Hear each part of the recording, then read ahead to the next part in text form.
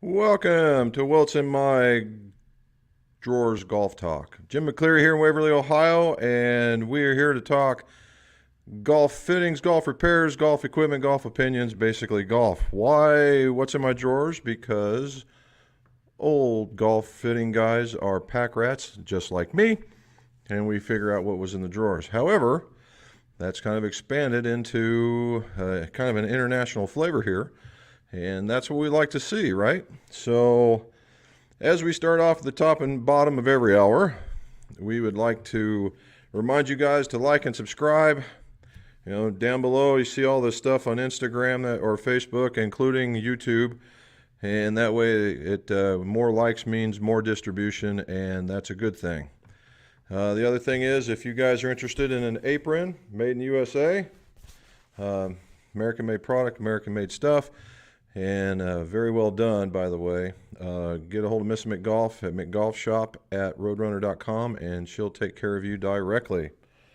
Alrighty, so as you guys know, we talk about the stuff that I've done and the stuff that I'm doing. So let's start with the stuff that I've done, and that'll get me into another topic. So the first one is we did a build out. We stopped at the pitching wedge earlier on for a golfer, and he came back and decided that he wanted to increase the set, so we made him a gap wedge and a sand wedge using the launch pads, which I thought for certain were discontinued. Mr. McGolf straightened me out on that one, and we got that taken care of.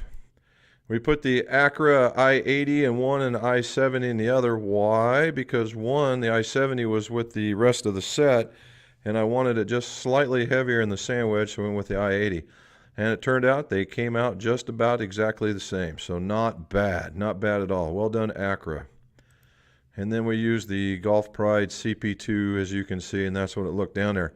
A real nice red, white, and blue combination. And then to be kind of cheesy for the day, but today is going to be a epic day. Yeah, that was me. I'm sorry. I did that. That was taken on the third hole of our golf course, and you can see it straight out and straight away. But I couldn't help myself. Sorry. Another one, which I really do like, is a young man who we fit a while back, turned into quite a golfer, sprouted out about a foot in a year, and all of a sudden couldn't hit his irons. And we had some C300 forged with some cast at the top. Now the important part here is, when we first did this, he was a very aggressive swinger, and we put him in, but he wasn't real fast. And so he's grown. I mean, he looks me square in the eye now. And of course, he's very aggressive still, and we're still working on getting a little bit of club head speed. But because he grew up so much, he was scrunched down, and because he was scrunched down, he was having a hard time making really big contact. So we went back through it, and we ended up going a little. We had some really light graphite in there, and he was all over the place. He was losing the club. So now we went to some Nippons or Nippons, and if you can see it, they're 1050s. So what are 1050s? The 1050s are the Nippons or Nippon. They're 105 gram shafts. So we went from something that was in the 60s to 105. We almost doubled the guy's weight. And when I did that and he hit it, it was quite spectacular, the change. And hitting it out there, hitting it straight, is very, very well done. Now, the other part is he had to learn to stand again, which was kind of learning a whole new posture, right? You stand up here like that and then going over there. And then we finished it off, and I got to talk pretty good about these, is the new MCC4 Pluses in mid-size. And look at that. I like the black instead of the gray, I think. I like that black, and I like the red. Now, the blue and white's really cool. I prefer the green and white because it's a darker green and white. We'll have to talk about that in another time period. But if you look at the black, the texture and the grip, it's just a little bit more aggressive, so you don't have to squeeze nearly as hard. I really kind of like it. It's a little firmer, I think, than the grays and the original blue. but I tend to like these. These are from that college color line that they have, and it worked out really, really well. I think it's a good look for the club. All right, so you guys, oh, got the itchies. You guys saw the remember the old Titleist that I showed you earlier, just the heads? Well, now they're done. All right, and this goes from I think that's 3, 4, 5, 6, 7, 8, 9 pitch and wedge. Yep, that's what it was. I was really kind of intrigued by the wedge. I like the shape of it. It was really kind of a neat setup. It was a neat little gap wedge, and we ended up putting those guys on there. Now, what those were is I think we had to. I don't know if we had to make those bigger or not, but another good grip. It's the Z grip. Now they have a Z grip out there that is without the cord, and you're seeing a lot of it on the Callaway product. And it's basically take the cord out of the Z grip and you got it. And I'm here to tell you it's a very, very good grip. If you happen to see one, give it a squeeze and just tell me what you think. Alrighty, and then finally show you the mistreatment of animals here. Right there, that's the cocker, that's Erin. She's mistreated poorly. You can just tell how bad off she is. So there you go. Now, back to what we were talking about, Epic. Okay, we got Epic. So we've had kind of a run on Epic today, and the Epic Max, right? The Epic Max. Now the Epic Max is the draw bias club, and in this particular one we put the Cypher, and this is the 45.0. Right, it's a 40 gram, it's a regular flex, I believe, and it's going to go with the Jumbo Max, and we got with the green striping on it, so we should be in pretty good shape there. Now to go with it, I got to reach over. We also have oh, by the way, if you didn't notice, that was left-handed. Yep, left-handed. And you need a draw bias, and so when we went to draw bias, I threw him in this, the Big Bertha. It still has the wrapping on it. The B21 Hybrid. This is the 4 Hybrid at 21 degrees, and it comes with its stock RCH 65 in the A-Flex, and he beat the crud out of it. So not too bad there. All right, that was one order. And working up to another one, Epic Max, the fairway wood. All right, this is the 3, I believe, yep. And it also has the Cypher in it. All right, the Cypher and another Jumbo Max. This has been quite a combination we've been going through around here. And then for the driver that goes with it, another Max and another Cypher. I got it upside down, but another Cypher and another Jumbo Max. And we have what that a lot is that sometimes you might have somebody with a hand that hurts. You might have somebody with a very, very large hand. You might have somebody that does a baseball grip. In any one of these cases, in this fitting, these larger grips work very, very, very well. And the Jumbo Max, obviously, we all know is bigger, right? We all know it's bigger. And it's just an easy grip. And the idea, and from Jumbo Max, is that you don't have to squeeze nearly as hard. Squeeze nearly as hard. You like that? I did that twice. And when you do that, you're able to generate some club head speed. Okay? And in some cases it works. It's not foolproof, just like anything else in golf. But it does a pretty good job. And I like the texture. All right, and the last one for a local lady, and she got the Max. All right, she got the Max, and she also got the Cypher, another one, and she's getting the 2.0, and this is a standard. How about that one? It's a standard ladies grip. Now, what was different about this one in that the lady was actually, I'll say average height, and but she puts a hard cut on it. And when we put it, we built up we're between the A flex and the ladies flex, but she came in a little flat. and we used a little bit longer club, and she just started clobbering it. Okay, clobbering it. Now I want to tell you something. One last thing about. I'm not going to turn it into an advertisement, but that thing right there, the slider, that slider works. All right, it's a tweak. I've always said they're tweaks, and they will always be tweaks, but it works. I can manipulate somebody that that barely turns it over and to put them into a fade. I did it yesterday. You can make somebody, turn one over that normally would not. Now, not great amount, but we're, again, tweaking so that the weight of the club works. Now, does that stop them from ever doing it again? Not even close.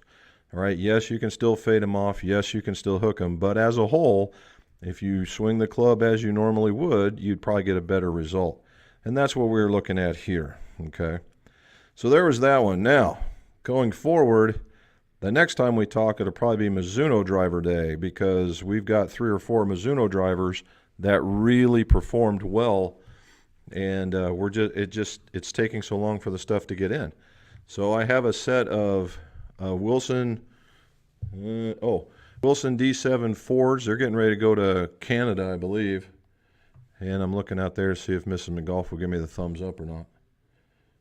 And anyway, the drivers, we have one going to Pennsylvania and 2 are for here locally, which is kind of unique for us. Okay. Now, before we move on, I want to get to when we were talking about things I was doing.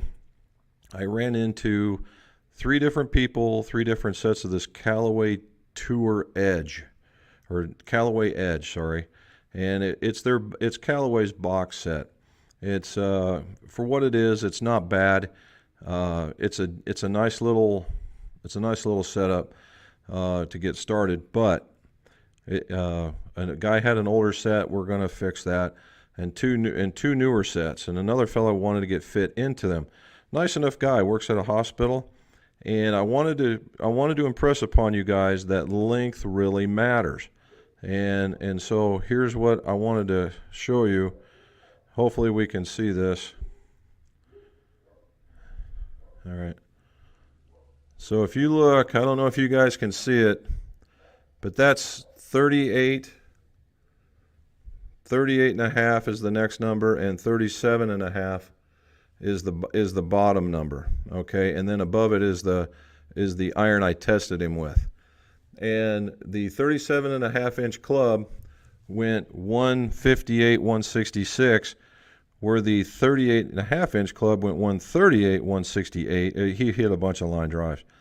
And then the 38 inch, which would have been a half inch over standard, went 156, 173. The quality of hit jumped up 0.06, which is tremendous. It's a big number.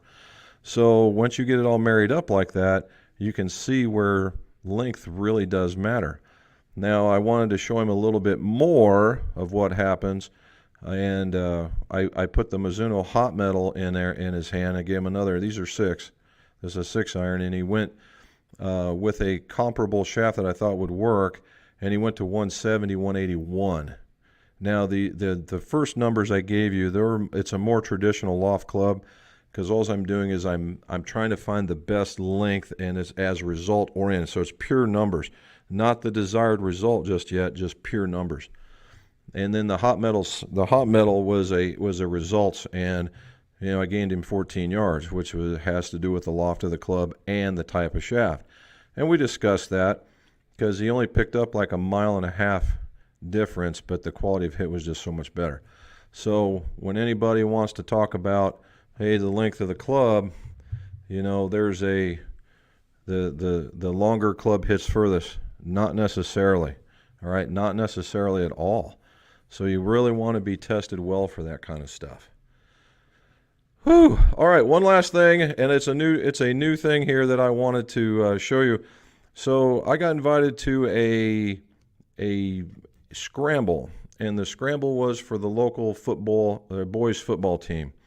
And there was a lot of gimmicks out there, and they were all money generating things like $5 you use a hockey stick, you can do this. For so much you can do that, and all of that. And so what we did on one is we had a guy kick. You could kick a football, or a guy could kick a football, and then wherever that football landed, that's where you would start your tee box for $5. And the guy that was kicking is a local homeboy that actually made good on his kicking and went and took it and allowed him to get an education.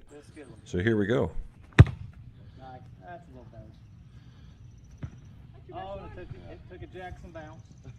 There we go. So, so there it is. They asked me if I wanted to kick, and I said, dude, I couldn't hit it out of my shadow if I wanted to. I'd have been better off throwing. But he hit it pretty far, and we ended up actually, I think we birdied the hole. There was a big, though you don't see, there was a big lake.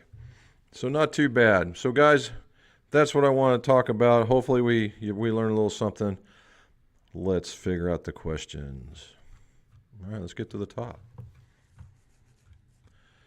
All right, Brendan's on first from Northern Ireland. Thank you, Brendan. What do you say, buddy? I know it's late. Are you been getting out, hopefully? Did you have something you had to recover from? Was that you? Let's check it out. Here's another one. Looking for a replacement for my Callaway UT21 for a rescue, something a bit more forgiving and all-rounder. I hear you on that one. Is there such a hybrid to keep it low like the UT as I play links golf? And I like links golf, Brendan. I like links golf quite a bit. Yes, as a matter of fact, there is. So I would look at, there's a couple of things you could do. Staying in the Callaway line, okay, let's just do that. Staying in the Callaway line, the new Apex Pro Hybrid, and it comes with an MMT 80 gram and whatever flex that you need, and it is plenty stout. It is, and I'm here to tell you, plenty stout, okay? And it won't get the ball up in the air too dramatically, okay? I've actually played one the last 2 days, and it hits average, but you appear to be somebody with a game. You could flight this club, and it's very, very small. Oh, I got one. Hold on.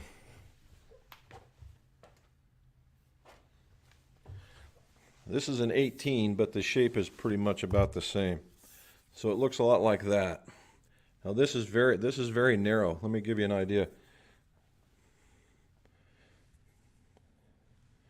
All right, there's the shape of it. You can even see my computer in there. All right, it's very narrow in comparison to, say, give you an idea. Here's the Big Bertha, just to kind of give you an idea.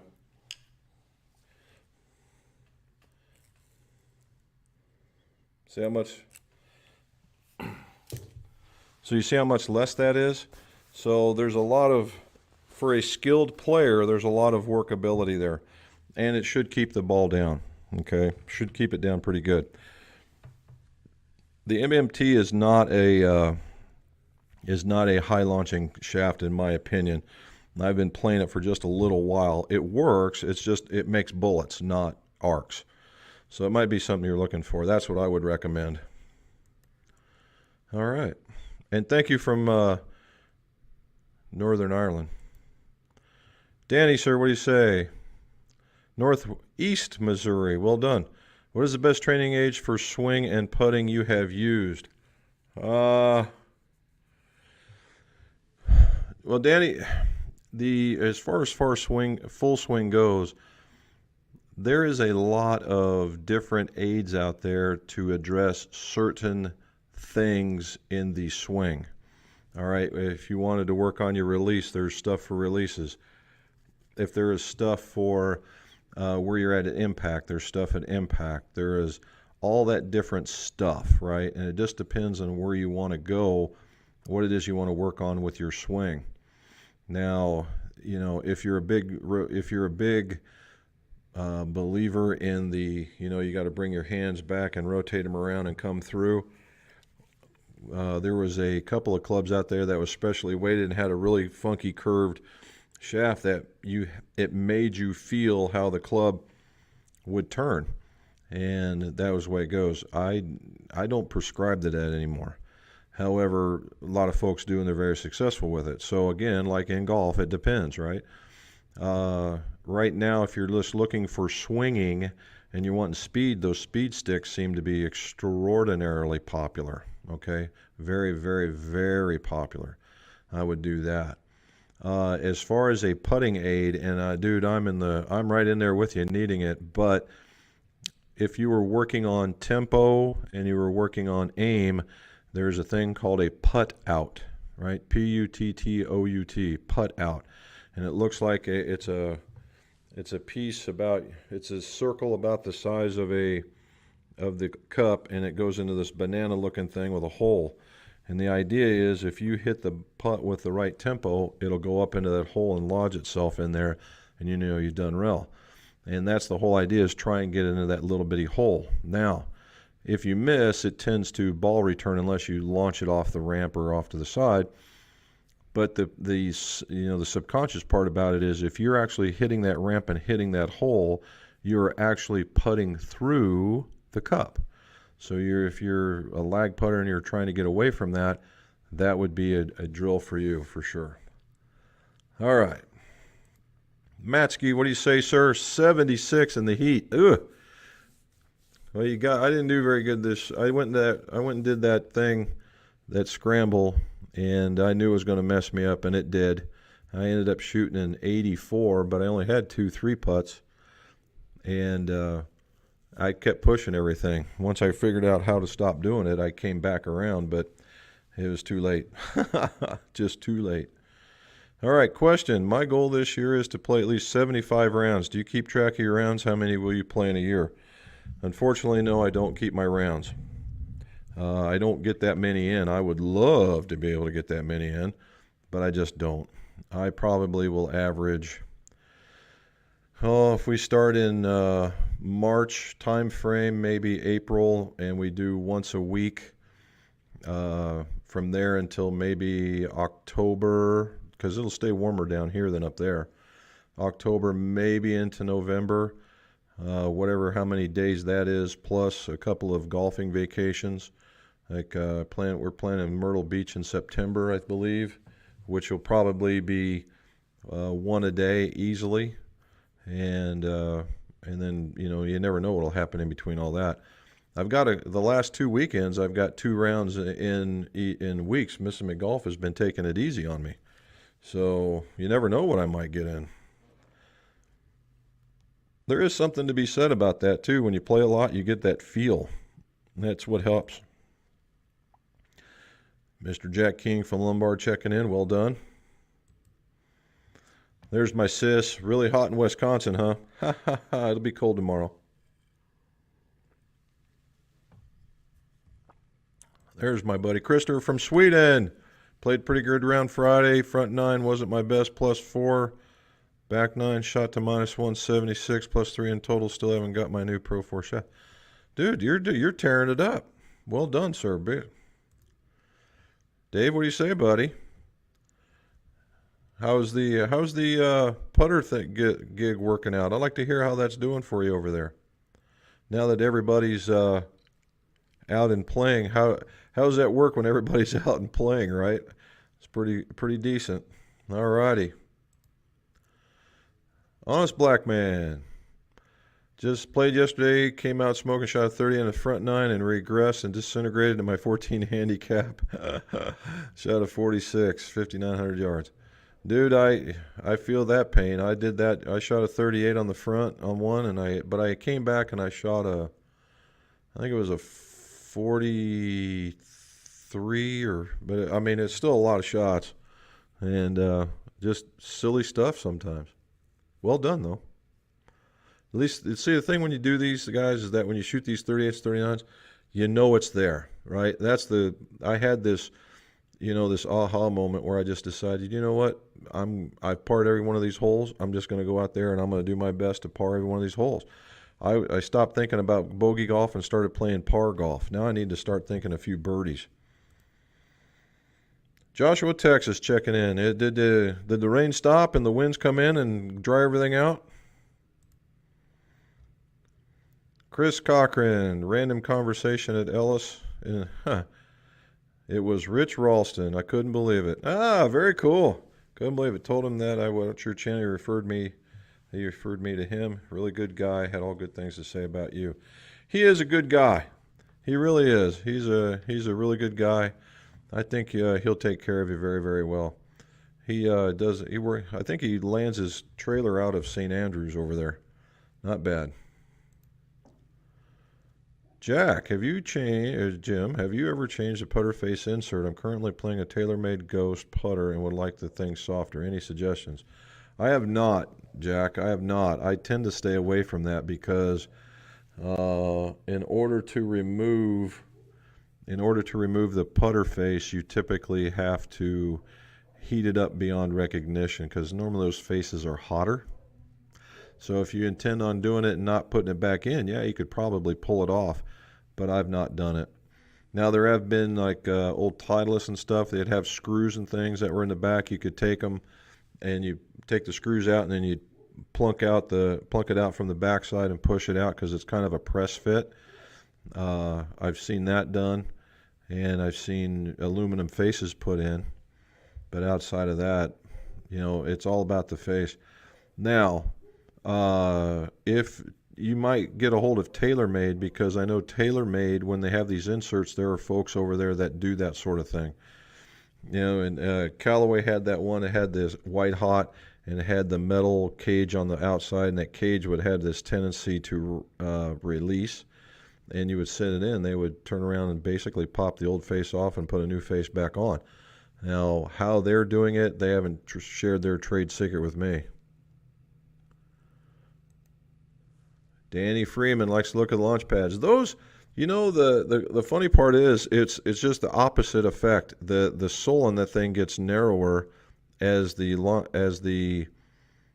loft gets higher.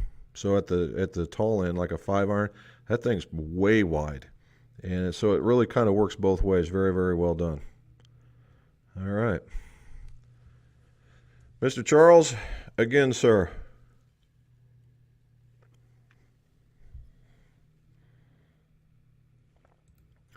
Mr. Dave, just completed Capto Level 1. Congratulations, buddy.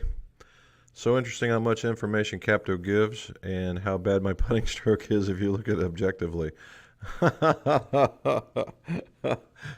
Isn't it something? I looked at the shake and the consistency, and I was terrible, absolutely terrible. I had a tour level tempo though, 1.98. It was just crazy. I mean, and consistent that way. But that was about it. That was about it. Yeah, and the things that you can do with it, and that's really good. So very nice. Scrunchy, what's up? Why are black 355 ferrules with red rings so difficult to find? Does Hogan own the rights to the combo or something? Well, and honestly, bud, the reason is that they're not very popular. They just are not. I've seen some 335s that got half-inchers with a red ring. I used to have some of the 370s with the red ring, and they're all gone. But the 335 now, the one you're talking about, Hogan, those guys were almost an inch long, and those are basically, they're not around anymore. Longer ferrules above 3/4 of an inch, you won't see them in an aftermarket, I don't think. And that's just because they've fallen out of vogue, really.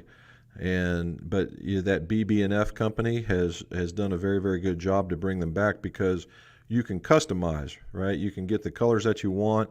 And I've found out working with them that there is a difference in quality of ferrule, and they do really, really well. I have some ferrules that I get aftermarket that when I clean them with the acetone to put the shine on them, and if I don't let them dry for a given amount of time, and I go to put them on the glange watch wheel, that it creates a bubble, and that's no good because now it looks like crud, and so you got to start all over. And these guys, I basically wipe them down, set them down, and when I get to the end, I go back to the first one, start, and I'm right into it, no problems whatsoever. So there is something to be said about that. Now the ferrules with the red rings, if you're looking with red rings, the I believe BB&F could make you some if you were looking for it. If you're looking for that, you're just gonna have to buy 10. But I would try them.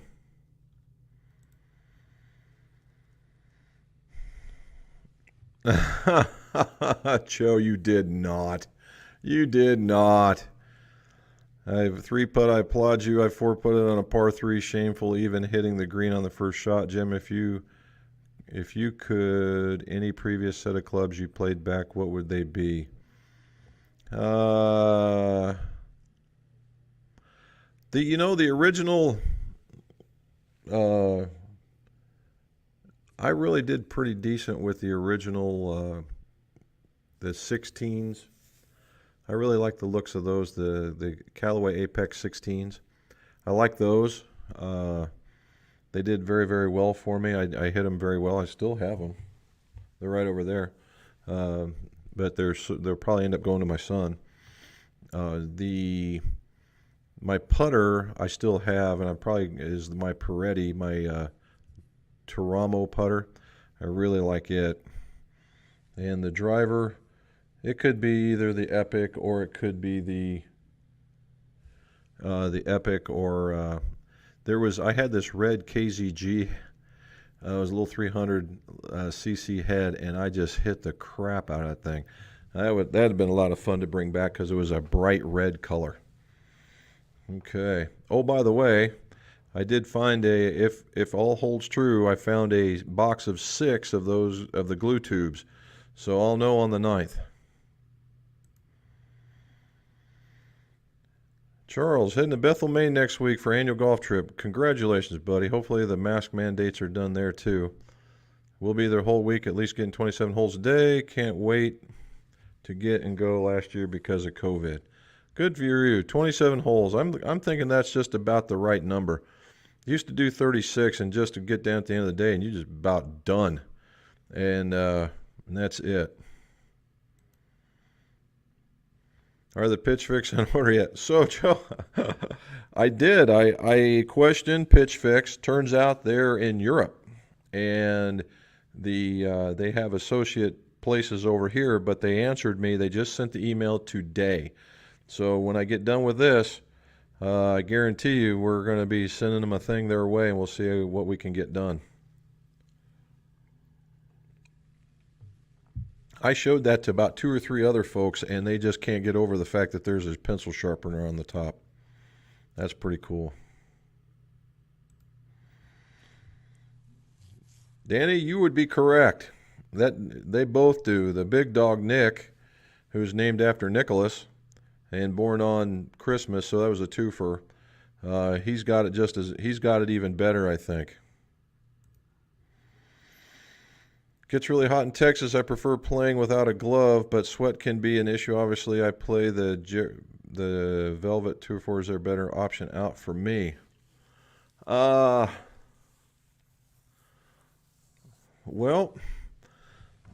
in the day, for stuff like that, there used to be, of course, now I'm a big GP fan, don't get me wrong, and I do like the +4s, I do like that. The standard answer from GP will be, something a little bit more aggressive, right? Either more aggressive or more sticky. And more aggressive would be in the MCC +4s, like that red I showed you, all right? It's got a cord, something with cord that will grab you back, something like those Z grips like I showed you, or sticky, they would probably recommend the 2Gs. However, I probably would not. Now, there was a grip out there, and I don't know if they're still available, but it was a lambkin grip, and it was an REL grip. And I'm here to tell you, the more that it got wet, the stickier it got. I am not sure if there's any other grip out there that does something like that.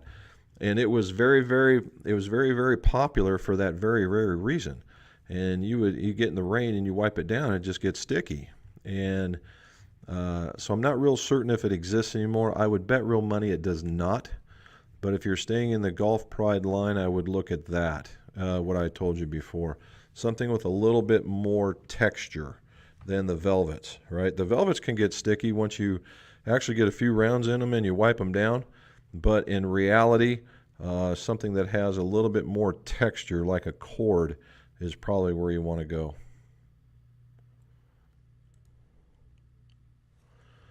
All right, how do you approach fitting with a customer who presents a serious swing issue, either consistent hook slice or where there's a crossover between equipment and lessons? Ooh, Dave, you hit one of my most favorite things to talk about. All right, so it would be my opinion, and I will stand firm on this opinion, in that a lesson is just not a fitting is just not a fitting of clubs. It is a talking about of your game and how you can do better on your game. Now, after doing this for a few years, you get to see a lot of swing issues. And if there is a glaring mechanical issue, I'm not here to tweak. We can talk about tweaks and tell them after it's all done. However, if there's a glaring mechanical issue, you want to address it first, because all that does is open the availability of other equipment to that golfer. Because if you're hitting this person has this tremendous slice and you give them all this extra offset, let's just say that corrects it, that golfer will find a way to slice that club, meaning that fault will be even more. All right, even more. So why don't you show them what's going on in their swing so that they can feel that adjustment, and they hit a couple of straight ones, they go, oh, aha, there's the moment. And now maybe you don't need that extra offset, and that you can get into the middle of the range where there is a lot of golf clubs that exist. And then all of a sudden now the golfer comes away with an idea of, hey, there's an improvement being made. I'm hitting these irons better, because you're going to see it in the proof and the numbers, and do that. So I will talk about, after we do a length session, trying to figure out the right length, I will take a video of the swing, and if I see something glaring, I will show them and I'll say, here's where we need to work on. We'll take 15, 20 swings at it, and I say, okay, that part's over. Now we know what we need to do. Now let's get back into the fitting. And I have done this, but very rarely, if it looks like there's no amount of golf club on the planet that's going to help them, and they need to really look at a lesson, I will stop the fitting and I will go into a lesson, and we will talk, and I will address the basics, because normally that's what it is the basics, and we'll address the basics, and we'll do that, and then I will suggest that they go take those basics and get a couple of weeks under their belt playing it, and then come back, and then let's do that fitting. Because our whole idea here is we want all the golfers to stay in golf for a long time. Enjoy. This is the one sport out there that you can play for a lifetime, right? You can play for a lifetime, and let's make that as easy as we possibly can for each one of those golfers, whether it be a swing issue or a tick or whatever. And that's really that's how I take this. That's how we address these. That's the reason why my fittings go for 3.5, 4 hours, because we will talk about stuff like that. You talk about course management. You'll talk about how you hit wedges, how you would take a full swing, and why that's working the way it is, all so that they can come away better. And whether it's a little bit better or a lot of bit better is purely up to the golfer and the fitter. There. I get off my soapbox now. Liz, you come back as one of my dogs. Listen to you. I know what you do with your dogs. You don't even need to be saying that kind of stuff. I've seen what you do with your dogs. Your dogs like me too. Steve, what's up with all the Jumbo Max grips? Dude, wait a minute. I like this. You see this guy's tag over here? WWJD, who wants jelly donuts? Well done, dude. Well done. Anyway, Jumbo Max, down around this neck of the woods, man, they are very, very popular, mostly because we have some guys that got some wicked big hands. Wicked big hands. but it works, right? Now, honestly, they got the big monster jumbo size. We don't do very many of those, but we will do what they have is their smalls and their mediums. We'll do those. And what's starting to take root are their less taper variety ones. Those are starting to make their rounds as well. But is it something I'm going to jump on board and put in my grip? No, not yet.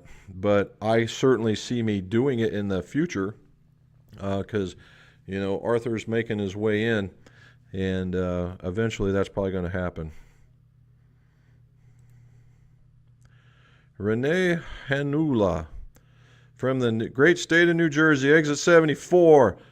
Renee, you are welcome. And I was going to ask you what exit you're off of anyway.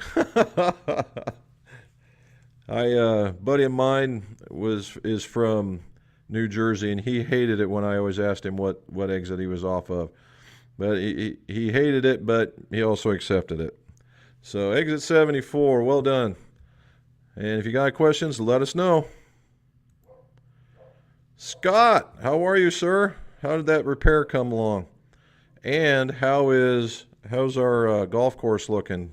We might actually have time to make it out there in the near future.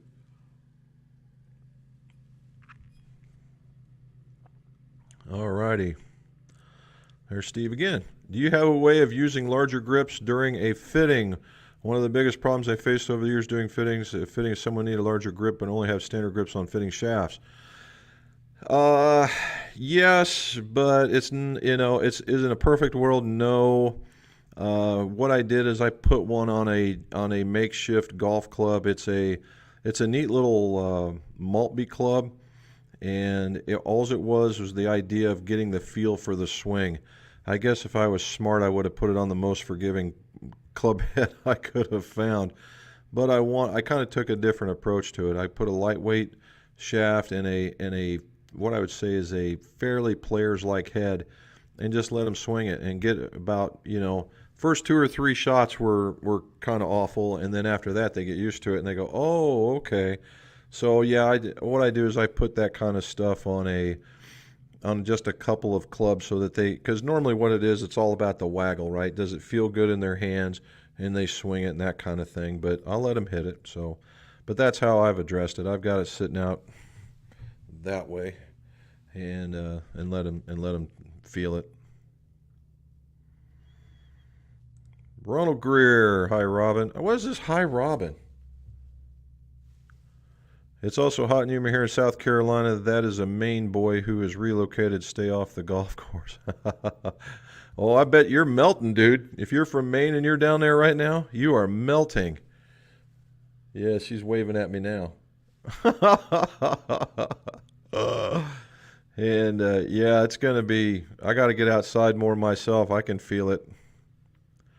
Alrighty. When I was in my 20s and still teaching, I had a female student that topped out with her driver 109. That is pretty doggone good, dude. Her gamer swing was 106, 107. She was a stick. 109, man. That's pretty stout. That's better than a lot of guys. Was she an ex-softballer? I've found that I've had a lot of ladies that come in here that are ex-softballers that just swing hard, and it's really funny because they come in with lady sets and bigger hands, just swing really really really hard, and you put that bigger grip in there that we were talking with Steve, and give them one that's proper, and you just watch it click off, and they just kind of look at you like, what did you just do? So they gave you a proper club, and it's funny because I get some of the biggest smirks when I say, I gave you a guy's club, and I get this, and I say, now hit it. Bam! There you go. But we'll say it's for you now. So yeah, it's been pretty fun. All righty. The 90s on Saturday. It got into the 90s here, but not very high, and it turned around and dropped out. We had a bunch of rain today, so it's going to cool off quite a bit, I think, in the next couple of days. Eastern Ontario, but at least we can golf now. So maybe, just maybe, that temperature may have helped you with a little bit of that, say if it's so hot it's burning off all the virus or whatever. Maybe you can plead your case. But I'm glad you guys are getting out. I'm glad they've seen the light. Hopefully that they stay that way and you guys, everybody's okay up there. Typical New England temperatures this time of year. Now, when you saw this, now I will say this, Charles, when I showed you this, Nice. That's a little better. right there, that guy, Oh, didn't look like he kicked it very far. Didn't look like it kicked it very far, and I was going to get into something about air and a ball and that kind of stuff, but I let it go. I let it go. Tim, what do you say, buddy? I had one out ready for you. Steamy Michigan. That's because you're close to the lake, Dave. It's this whole last week has just been that the heat wave just came through. If you guys have watched any of the radar, there's a line of storms that are reaching up into Wisconsin, and it's all the way down to, I'm going to say, Alabama, and it's going east and north, all right? So somebody's getting wet, including me. All right, Sharon Harrington. Slow CS string speed 70 mile an hour, recommended high lofted fairway 3, 5, 7, 9 for increased launch and spin. Neutral will come face. Thanks. Slow CS driver. Is that swing speed?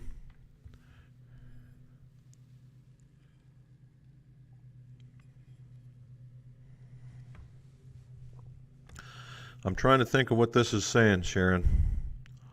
If you're saying that somebody recommended you 3, 5, 7, and 9 for increased launch and spin neutral to open club face because you have a driver's swing speed of 70, that's probably not a bad idea. However, I would probably skip a few. What do I mean by that? I'm sorry. So if you have a 70 mile an hour club head speed and you have a 3, 5, 7, and 9, chances are 2 of those clubs are going to hit right on top of each other. There's not enough gap, okay? Not enough gap at all. So if they're adjustable, I would adjust them. I would keep the 3 as it is, and I would add loft on the 5.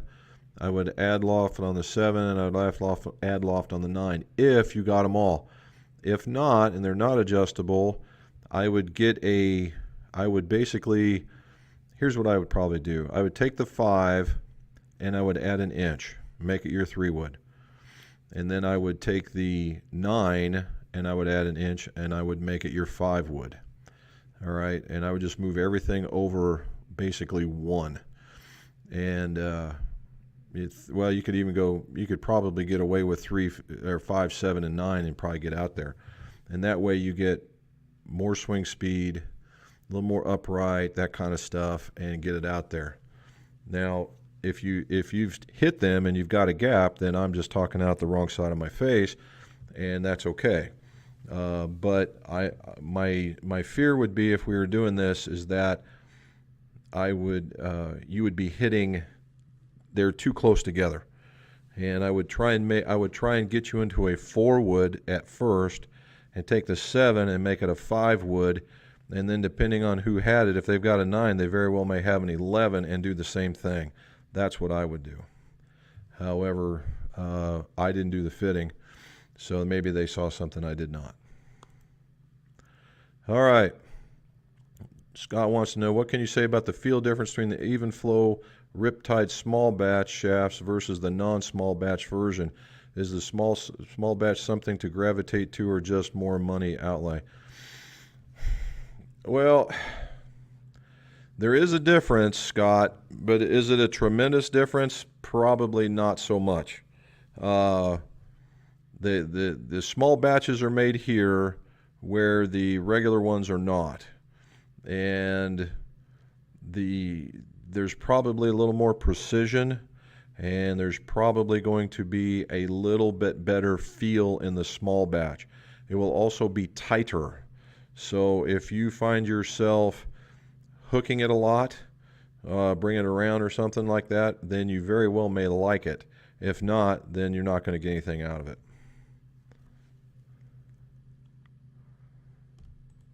There we go.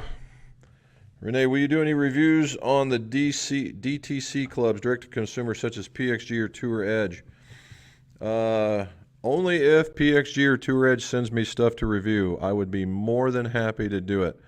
Now, I have hit some PXGs before when they started, there was a whole bunch of custom guys doing a lot of work for them, and they decided that wasn't in their business model anymore, and now they don't do that. I find that to be not very good, but the club itself has promise, right? I'd like to see some of the putters also. Now, Tour Edge does very, very well in two categories: the exotic category, and then they have basically their I don't know. They've got three categories, like box sets, that kind of thing, and then the what I would call the average golfer, and then they got the exotic. The average golfer stuff is actually very good too, so we do that. Cameron, how are you, sir?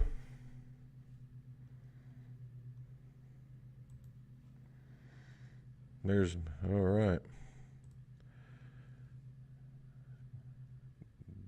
Dawn Golfnut.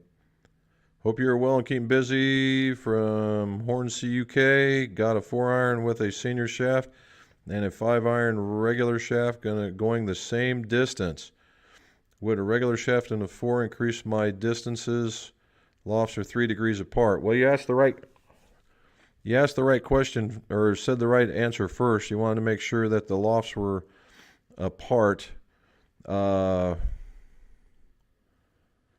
Normally it's about 3, but I don't think that 1 degree is going to be if they're hitting the exact same distance, that's something else going on for certain. I would also look, Don, I would also look at the weights, right? The weights of the shaft to make, if it's the same shaft and just a different flex, probably not. Probably not. It would sound like you're struggling with your 5-iron more than your 4 for some reason. The other thing I would also look at, Don, is the lie angle. You make sure you're not too flat or too upright as well. Before we start going crazy, the other thing is I would also take a look at the length. Make sure that there's not, you're not like an inch longer on the 4 or an inch shorter on the 5 or something like that. They're in line. I would look at those two first before going to change, and then I would consider going to a shaft. All right. Guy McClellan. When you shorten a driver and use a light grip to maintain swing weight, how will it affect ball flight? Well, if you're shorting the driver to hit it better and you use a light grip, it shouldn't. All right? That's been a question that's been floating around I've been seeing here lately. And what it alludes to is angle of attack, right? What does the length of the club have to do with angle of attack? Okay? And that is a heck of a good question. I think we probably need to get some numbers on it so I can show you. And again, every golf answer is it depends, okay? There are some guys or gals that when you get the club longer will come over the top and will hood it and try and bring it through that way because they know it's too long. And that's a downward angle attack. Now, some other ones will fall back and will throw the club away, and then it scoops up. You ever hit when you hit the backside of the club on the ground? So it's just two different attitudes, and I believe it's more about where the weight in the feet are, okay? And what happens is when you get to a shorter driver, which probably puts it into the right category, now your posture changes. Your posture changes, and now you can take the proper swing on the proper plane and the proper everything else and get it into that. Whether it even, because you still might be that person that hits down 1 degree or 2 degrees or even 3. Or you could be that person that hits up that 1 degree, 2 degree, or 3 degree, depending on how you get to it, whatever that is for you, okay? But it will certainly be better, right? It will certainly be better. And I know it doesn't quite tell you exactly, oh, what am I going to do when I hit this club?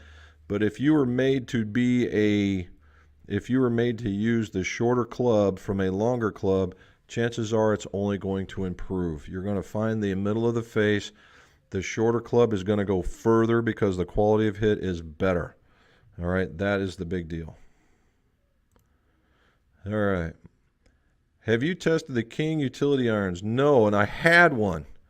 And if so, what do you think about them? I use a 4 and love it. No. You probably, I know you like irons, and I also know you like this utility. The utility is a little bit better. And the utilities came with the bars, right? It came with the bars on the bottom. And that was a real selling point, made the utilities and the hybrids and the fairways, when they all had them at one time or another, made those clubs very, very popular. And that's what it's doing for you. I would think that a utility iron would probably turn into a digger for you, and that's not what we're looking for. And if you're 70% on the last 10 rounds, you shouldn't even be asking me that question. I mean, but hey, I know you're a tinkerer, so there it is. But no, I would stay with that one for sure. What are we sipping today? Got out and walked 9 holes a few days ago. Shot a low stress. There you go. Well done. I believe this is Glenfiddich 14, or is it 15? I think it might be 15. Glenfiddich 15. Charles spoiled me and got me 14, so I upped it one and got 15, and they're both very good. All right. Here we go. I assume Odyssey doesn't have a removable face. It would be nice. Glad to see you back on. Very enjoyable. Yeah, Nick, they don't make a removable face per se. I know that they can take them out, and I'm sure that what it is, they heat them up and it pops out, and they press another one back in, and away you go. Because I know it's behind the face, but getting to the face, that's a whole nother escapade, and I just don't have the tooling for that. Bought an Odyssey 2-ball white hot OG putter with a Stroke Lab graphite feel. Yes. Well done, Chris. And does the shaft make a difference? They're just steel. It's giving me a lot of confidence on the green. Okay, so the answer to that question, the short answer is yes. Okay. However, here's the deal. I'm just going to use this as an example. This is my hybrid, right? And what he's talking about is the Stroke Lab is graphite going towards the grip end, right?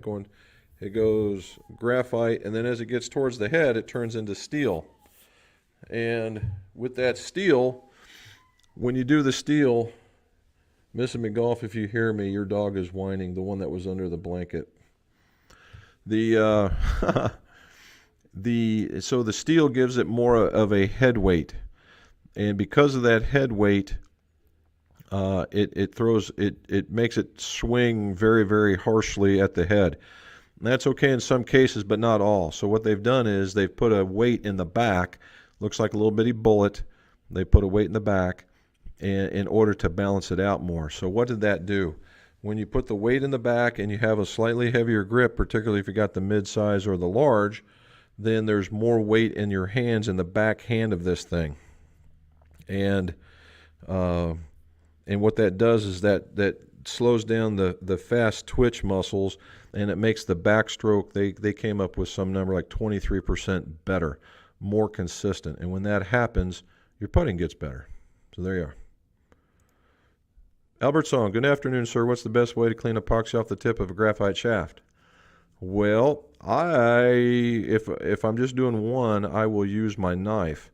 And what I do is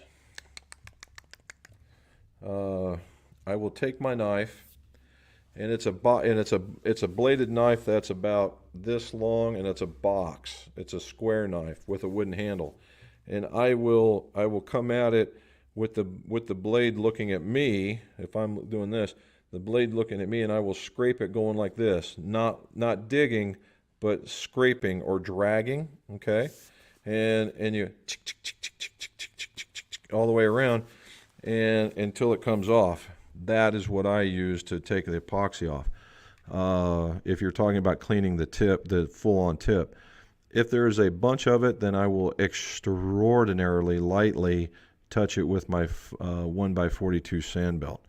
Those are the two ways I take the excess epoxy off. Now, if you're talking about assembly time frames and it's still wet, I use a 2x2 paper towel and I wipe it off. Great day in Florida for golf. Nice. I'm glad to hear that, buddy. I bet in the heat, boy, I bet those things just get rolling. What? I'm getting the sign. Yep, misses red lines. There you go.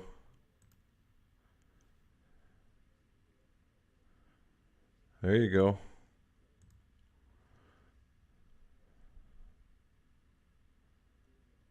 How does it break under the grip?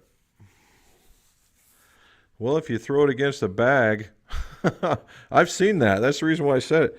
Guy tosses it, and he just flung it. He wasn't in anger. He's just like throwing it at his bag on his way to the green, and just tossing it. And the thing flipped, and it hit on the grip side on the ground, and virtually springboarded into the golf cart and spun around and hit the handle on one of the covers on the arms of the cover and just snapped the club clean in half. And I was like, I would have called him a liar to his face if he would have told me that story, unless I saw it. Normally, when they get underneath the club like that, Patrick, typically it's had some sort of force on it.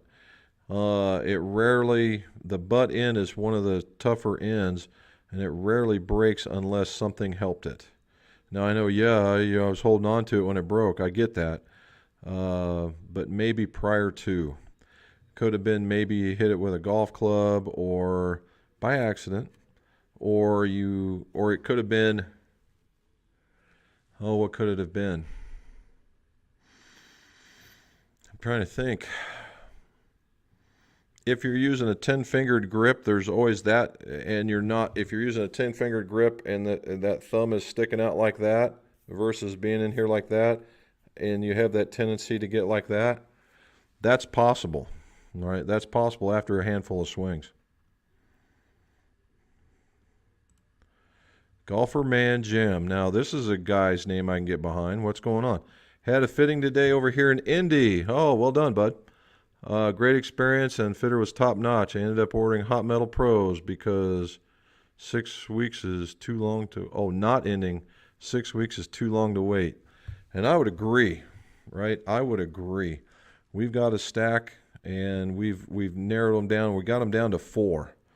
And unfortunately, that's just what it is.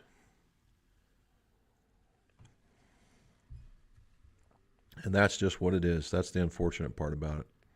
Oh, we got a few here. Okay. Taylor, dear friend with Parkinson's disease. He swings halfway back through. He's strong for his age and condition, hitting stiff shafts, 150 straight.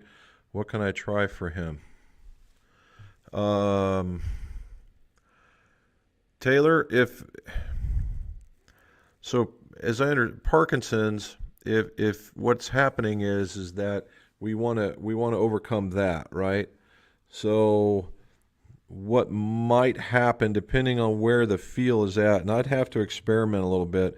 I did one for a couple of guys, but it's still strong. What you might do, this is a guess, is that the Balance Certified, or they call them Tour Lock weights, I would put some right under the grip, right? I would put some right under the grip, and then and then whatever his swing speed is, let him have at it. And because the idea here is we want to stop that for a little bit of control. And if you put, they make some pretty healthy weights. And if you put a big enough weight in there to override that, then he can take a normal golf swing and come through it. And so you should be okay with that. I would check that out. All right, 150 and straight, depending on what it is that you're telling me hits 150 and straight, if that's his driver, you could probably re-weight the club to put a lot of that weight under their hand so that it overrides that, and then give them something a little bit closer so they can hit a little bit further. I would try that. So Balance Certified or Tour Lock. Those are the ones. JT, how are you, sir? Checking in. East Texas. Well done. Ray Farrell, Wilson Putter Grip, 104 gram E8 swing weight. How light of a putter grip can I go? Too much back weight, need pistol grip.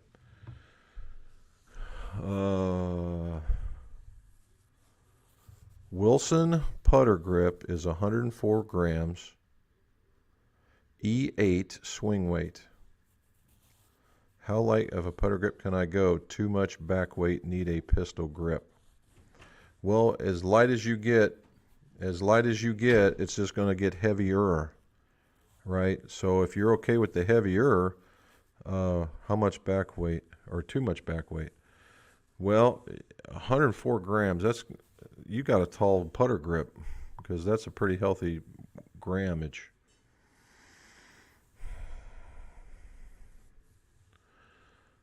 Well, if you like honestly, if you like the bigger grip, you could probably just pull that thing off and put on a regular big grip because the regular big grips don't weigh that much. In fact, they probably weigh 3/4 of that. And if you had 20 or 30, it would make it heavier, right? It would make it heavier and you would still get your fit. So something like, say, a Super Stroke 2.0 runs around, I don't know, 70 grams, 70, 75 grams, you'd probably be okay with that. Or if you went, if you like a pistol grip, they make a 104, huh? What? Oh, yeah, okay. The other part is, if you like, check the Golf Pride, the SNSRs. They have a really nice gray one, and they have one in a 104, 108. But that would make it the same weight, and the other one would be even lighter still. So probably in the other one. Alrighty, couple more, guys. Finally got the adapter removed from the 3-wood head. Took a lot of heat. Adapter didn't make it. Turned rose-colored. Yep. Come on over, Sternlick, anytime. You retiring this month? Nice. Well done, sir. You deserve it. All right, before we sign off here, we got a couple more I'm going to answer, but I want to remind everybody, I should have said this at the very beginning, next Monday we will not be having a What's in My Drawers. I have a prior commitment, we'll just say. It's nothing serious, but I have a commitment where I have to work during that time frame, and I just can't get out of it. So we are going to not have it, and then we will continue it the next time. Hopefully we'll have a little more conversation going on. Okay, 2 more, guys, and we got to go. All righty, want to maximize my carriage yardage with my long irons. Would I strengthen or weaken my lofts? Driver swing speed 100-ish. And you want to maximize your yardage.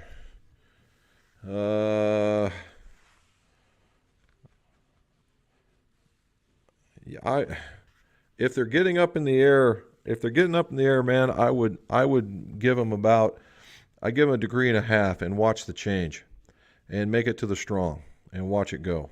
If you can't get them in the air, then it goes the other way. But if you're just hitting them like a normal and you just want to get more out of it, yeah, give it 1.5 degrees and see what happens. Danny, the email address, if she's not saying anything, oh, she did. It's right there. All right, so we'll go down. All right. Jamie Davis, ES21 wedges from Mizuno. I think they're actually kind of cool. It's a 2-piece forged club, and they move the center of gravity a little higher. And when the center of gravity is a little higher, that means the penetration is not super arcing. But it has a regular sole and it has a wide sole, and it comes with the black. It only comes with the black KBS wedge shaft, and I think the combination is very, very good. You get the right line angle and the right length, and it's a true weapon. From Lower Alabama, Robert, well done, sir. Ronald Greer, enjoy Mondays with you guys. Well, thank you, Ronald. I'm sorry I can't be here next Monday, but we will be here the one after that. Last one right here, Don. Cheers for the answers, both 5.8 altitude, 421, 524, same as Action Light. 5.8 Action Light, 55 gram flex. Just club standard, different club length. Huh. Well, then maybe it is worth a change. I would have to check on the flex at that point. Maybe you do want to do that. Alrighty, guys. We're at the end. It's 6:40. It went about 10 over, which is grand. I'm glad you guys keep asking me all the questions. And again, as always, let's do this. Nice. There we go. There we go. Oh, it took a Jackson bounce. There. Oh, I can't get over that. That's pretty good. Alrighty. Again, remember, no Monday next week. And if you guys are interested, you got any questions, mcgolfshop@roadrunner.com. Please like and subscribe. Follow me on the other social platforms. I know I sound like a broken record. And as always, let's see your scores. Go low.